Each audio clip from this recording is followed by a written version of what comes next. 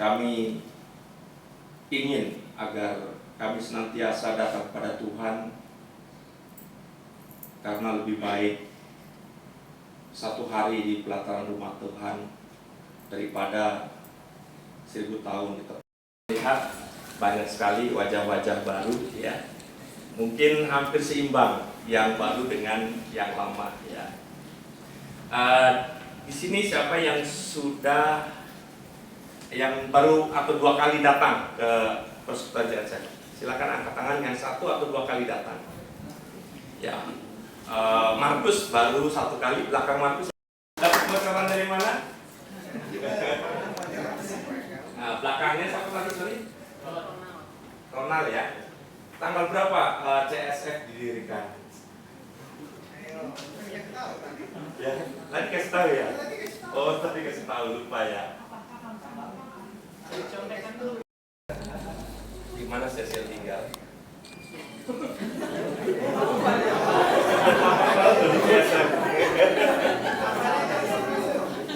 Di Cengkareng. Cengkareng kelurahan apa? Ya, oke. Cecil tahu Peter tinggal di mana? Di Lambar. Tahu ya? Pernah main ke sana? Oh, nggak pernah. Kalau Peter pernah ke rumah Cecil? Pernah. Nah, biasanya kan kalau orang main ke rumah itu kan pasti di depan pintu atau di mana ada sendal, ada sepatu. Berapa ukuran sepatu Cecil? 38. Udah sih 38. Lebih. Menopang, banyak perhatian dan sebagainya, ya. Jadi puji Tuhan kalau dia terima, ya kita bisa lanjutkan. Tetapi kalau dia tolak, banyak yang nanti. Saya utarakan, Mei, ada sesuatu yang mau saya katakan. ngomong aja dari tadi udah ngobrol, ngomong ini berat aja. Dia katakan, kalau bahasa Mandarinnya Bu ini apa ya? Dia bilang, Bapak ini macam-macam aja. Kita kan sering dengar, ya kan? Kita pelayanan di gereja Mandarin, masa nggak tahu? Ya maksud saya, waduh susah sekali ngomong ya, deg-degan, udah mulut. Saya paling susah ngomong kalau hal-hal yang penting gitu. Kalau yang nggak penting gampang. Akhirnya saya utarakan, wah puji Tuhan, dia terima 100% bulat-bulat. Ya, padahal kok dipikir.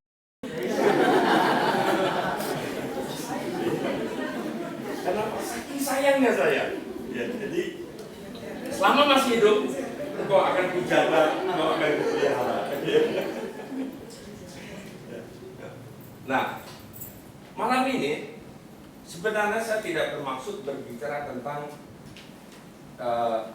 kita semakin mengenal seseorang itu penting, kita semakin sayang pada dia. Ada hal yang lebih penting, yaitu bagaimana kita mengenal kekasih jiwa kita yang sudah menyelamatkan kita, dan kita semakin menyayangi dia, semakin mengasihi dia. Saya akan mengajak saudara-saudara membuka bagian firman Tuhan yang saya ambil dari surat Petrus yang kedua. Saya mulai baca dari ayat 3 sampai dengan ayat yang 11. Kalau yang bawa Alkitab atau bawa HP, ada Alkitabnya, boleh membaca di dalam hati. Karena kuasa ilahinya telah menganugerahkan kepada kita, ya, 2 Petrus 1 ayat 3 sampai 11. Karena kuasa ilahinya telah menganugerahkan kepada kita segala sesuatu yang berguna untuk hidup yang saleh oleh pengenalan kita akan Dia yang telah memanggil kita oleh kuasanya yang mulia dan ajaib. Dengan jalan itu Ia telah menganugerahkan kepada kita janji-janji yang berharga dan yang sangat besar, supaya olehnya kamu boleh mengambil bagian dalam kodrat ilahi dan luput dari hawa nafsu duniawi yang membinasakan dunia. Justru karena itu, kamu harus dengan sungguh-sungguh berusaha untuk menambahkan kepada imanmu kebajikan, dan kepada kebajikan pengetahuan, dan kepada pengetahuan penguasaan diri, kepada penguasaan diri ketekunan, dan kepada ketekunan kesalehan, dan kepada kesalehan kasih akan saudara-saudara, dan kepada kasih akan saudara-saudara kasih akan semua orang. Sebab apabila semuanya itu ada padamu dengan berlimpah-limpah, kamu akan dibuatnya menjadi giat dan berhasil dalam pengenalanmu akan Yesus Kristus Tuhan kita. Tetapi barang siapa tidak memiliki semuanya itu, ia menjadi buta dan picik karena ia lupa bahwa dosa-dosanya yang dahulu telah dihapuskan. Karena itu saudara-saudara, berusahalah sungguh-sungguh supaya panggilan dan pilihanmu makin teguh. Sebab jikalau kamu melakukannya, kamu tidak akan pernah tersandung. Dengan demikian kepada kamu akan dikaruniakan hak penuh untuk memasuki kerajaan kekal, yaitu kerajaan Tuhan dan Juru Selamat kita, Yesus Kristus. Nah, saudara-saudara yang saya kasih di dalam Tuhan Yesus Kristus, di bagian ayat yang ketiga dan ayat yang keempat, di sini Rasul Petrus berbicara kepada orang-orang percaya yang berada di luar tanah Palestina. Rasul Petrus mengatakan bahwa Tuhan telah menganugerahkan apa yang dibutuhkan untuk orang percaya, agar orang percaya bisa mengalami pertumbuhan. Dan Rasul Petrus juga mengatakan ada janji-janji yang dianugerahkan kepada orang percaya, agar orang percaya dapat menikmati janji-janji itu. Ya. Ada anugerah yang diberikan kepada anak-anak Tuhan karena pengenalan anak-anak Tuhan kepada Tuhan Yesus Kristus. Ada janji-janji Tetapi rupanya Rasul Petrus tidak hanya berbicara tentang janji atau anugerah, tetapi dia juga berbicara tentang tugas. Ya. Di sini dikatakan ayat 4. Dan yang sangat besar, supaya olehnya kamu boleh mengambil bagian dalam kodrat ilahi. Apa itu kodrat ilahi? Di dalam Alkitab bahasa Inggris, rupanya anak-anak Tuhan diberikan mandat untuk menjadi partner Allah, untuk menjadi rekan kerja Allah. Ya.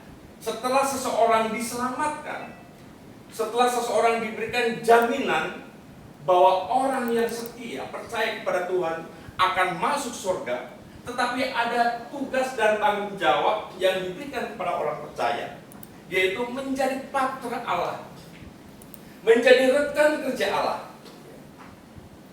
Allah bisa saja menyelamatkan seseorang tanpa harus Tuhan Yesus disalib. Bisa tidak? Bisa tidak? Kalau Allah mau, bisa. Ya, tanpa Yesus turun ke dalam dunia, bisa. Ya. Tetapi ada maksud dan tujuan supaya setelah penebusan yang dilakukan oleh Tuhan Yesus, orang-orang yang ditebus bisa menjadi partner-partner untuk memenangkan jiwa-jiwa yang lain.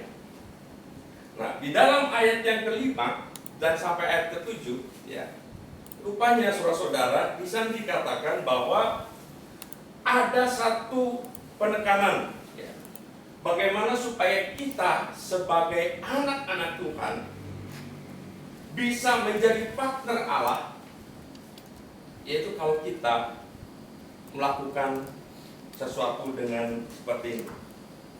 Dikatakan ayat 5, justru karena itu kamu harus dengan sungguh-sungguh berusaha untuk seterusnya dan seterusnya. Nah, saudara-saudara, sama halnya dalam hubungan antara laki-laki dengan perempuan atau pria dengan wanita. Si A cowok, si B cewek, ya. Si A naksir si B. Tapi kalau hanya sebatas naksir, nggak ada keberanian, nggak ada usaha sama sekali, kira-kira bisa nggak terjadi? Nggak bisa ya, nggak bisa terjadi. Ya. Kalau seandainya dia hanya berdoa, Tuhan, saya suka si Anu, Melani, ya, mengenal Tuhan.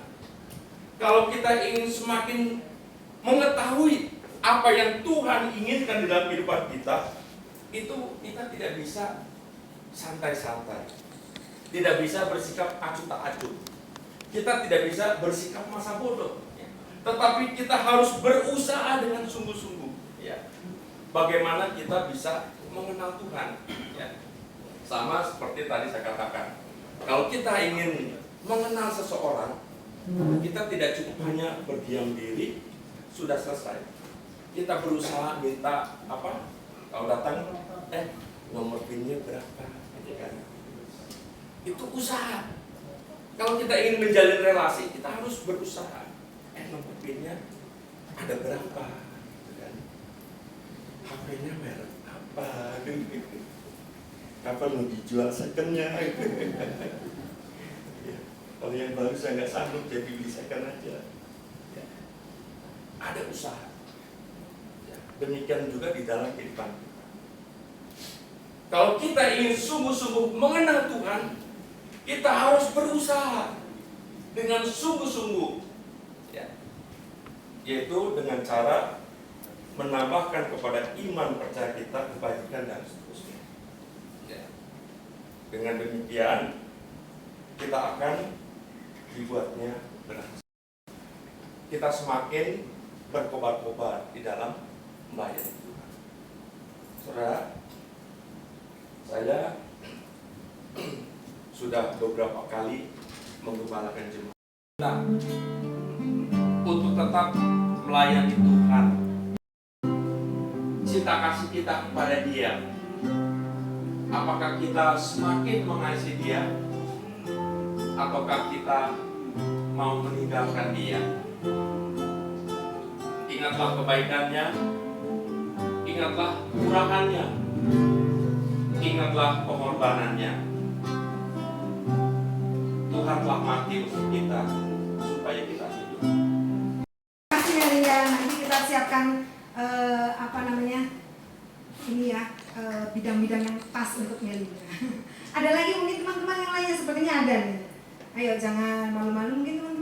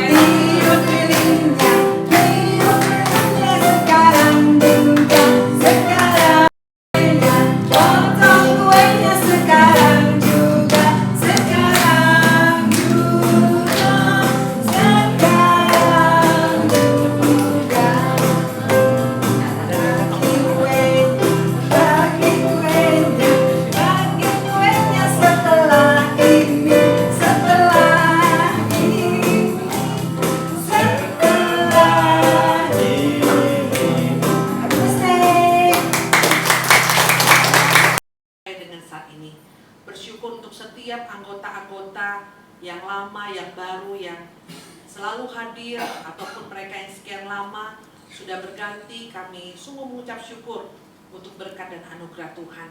Terima kasih Tuhan untuk pelayanan-pelayanan yang Tuhan telah percayakan sampai dengan saat ini bagi CSF. Kami bersyukur juga untuk rekan-rekan pengurus yang boleh melayani, khususnya dalam periode 1 tahun ini. Mereka juga boleh melayani bersama dengan Tuhan.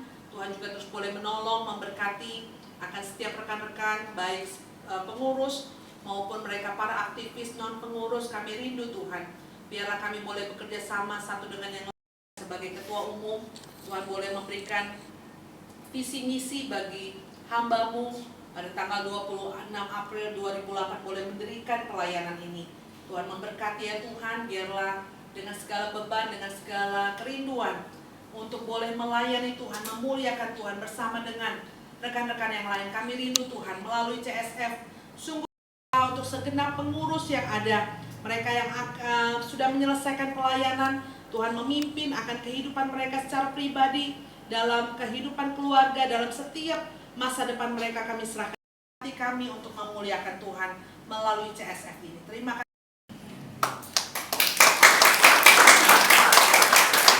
Sementara tim BP masih di tempat, kami minta Pak Tito untuk memberikan kata sambutannya. Halo, shalom semuanya.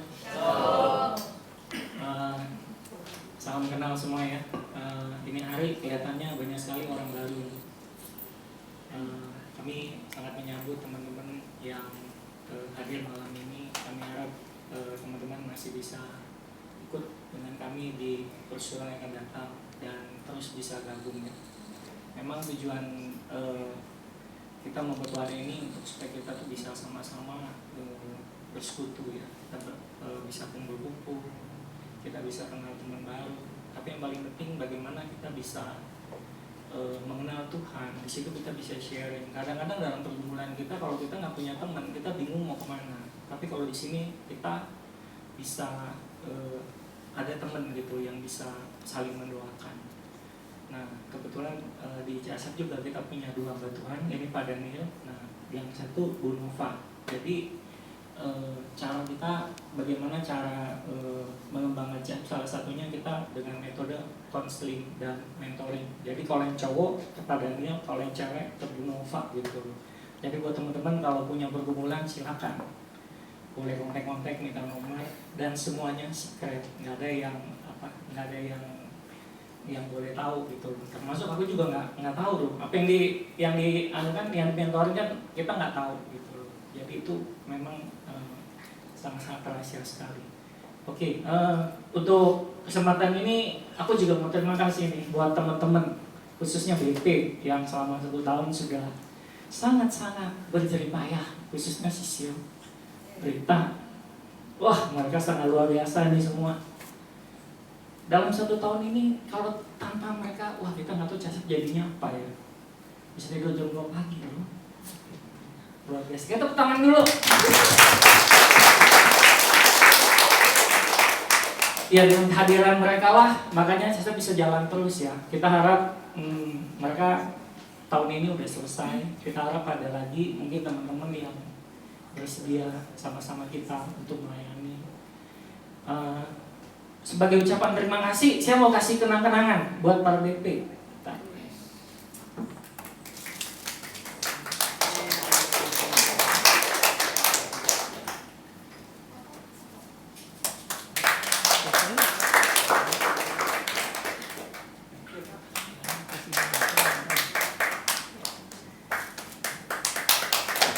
Itu ya buat pelayanannya. Cayo.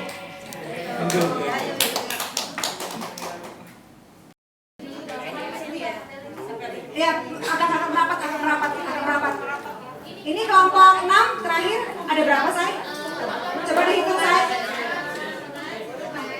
6. Leader, tolong maju leader. Leader, tolong maju leader. Leader. Hitung 3 kali. 1, 2, 3, leader. Kelompok 1, kelompok 6, kelompok 4. Ya, leader. Leadernya harus lihat, ayo, cepat. Satu lagi, Say, kelompoknya. Ayo aja. Barang, Say, dari barang.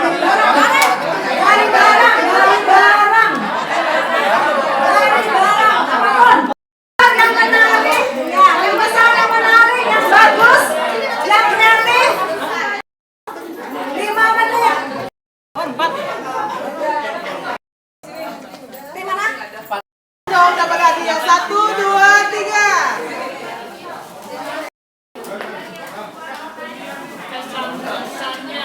Kesannya sih ramah-ramah para pengurusnya, pesan-pesannya supaya ya semoga CSF tambah jemaatnya bertambah.